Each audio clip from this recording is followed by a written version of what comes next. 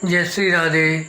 आनंद आशुलिपि पत्र का अंक 36, प्रतिलेखन संख्या 33, गति 100 शब्द प्रति मिनट, कुल शब्द 500। प्रारंभ करें। महोदय, अपने नगर एवं आसपास के अनेक विद्यालयों, जिनमें अधिकांश प्राथमिक पाठशालाएं थीं, में कुछ माह पूर्व आमंत्रित किया गया। विराम। वहाँ मैंने बालकों की चहुमुखी शिक्षा पर अपने विचार व्यक्त किए। विराम।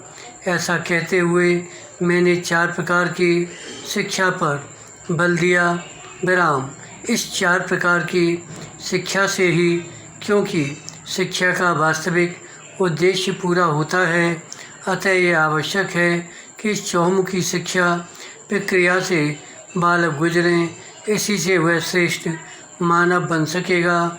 यह 4 प्रकार की शिक्षा है। का सामान्य शिक्षा, खा शारीरिक शिक्षा, गा नैतिक शिक्षा तथा घा तकनीकी शिक्षा। इनमें से अंतिम अर्थात तकनीकी शिक्षा के संबंध में मुझसे एक ने प्रश्न किए हैं। विशेष करके मैंने जो यह कहा था कि बालकों को उनमें उपस्थित स्वाभाविक गुणों के अनुरूप ही तकनीकी शिक्षा दी जाए, तो वे आत्मनिर्भर होकर श्रेष्ठ जीवन व्यतीत कर सकेंगे के संबंध में स्थिति को और स्पष्ट करने को लेकर प्रश्न थे। विराम। अब अपने देश से हजारों मील दूर आपके इस विद्यालय में मैं इन प्रश्नों के दिए गए उत्तर का सारांश रखता हूँ। बात कोई असामान्य नहीं है, केवल भारत के ही परिप्रेक्ष्य में भी नहीं है। शिक्षा का इसके अब के संदर्भ में ध्येय क्या है, यह क्या ध्येय पूर्ति करने में समर्थ है या नहीं, बात इससे जुड़ी है। अतः आपके समक्ष प्रश्नों के उत्तर का सारांश रखते हुए मैं अपने को गौरवान्वित मानता हूँ। पैरा। हम यह कहा करते थे कि परिवार बालक की प्रथम पाठशाला है तथा माँ गुरु है। लेकिन आज परिस्थितियाँ कुछ भिन्न दिखाई देती हैं। निरंतर विकास की दौड़ अथवा प्रक्रिया में माँ सहित परिवार के दूसरे सदस्यों के पास अब समयाभाव है। अतः अब प्रथम गुरु माँ और पहली पाठशाला परिवार वाली बात शनैः परिवर्तित हो रही है। विराम। ऐसे में पाठशालाओं का उत्तरदायित्व अधिकाधिक हो गया है। शिक्षा के ध्येय के अनुसार बालक को कैसे भावी जीवन को विकसित करने में इनकी भूमिका ही प्रमुख हो गई है।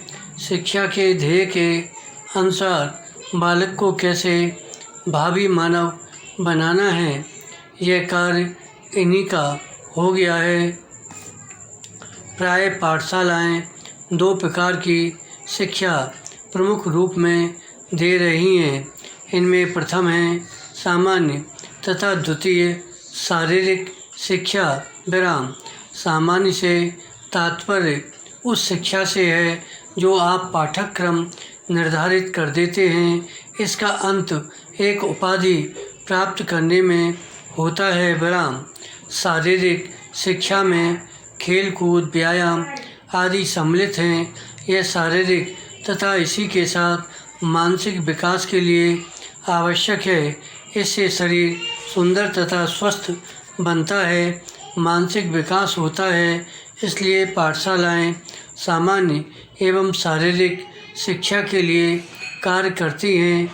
तीसरे प्रकार की शिक्षा नैतिक है। बालक को मानव अथवा मनुष्य बनाने वाली यही शिक्षा है। यदि प्रारंभ से ही इसका अभाव हो जाए तो आप जानते हैं कि क्या परिणाम निकलेगा।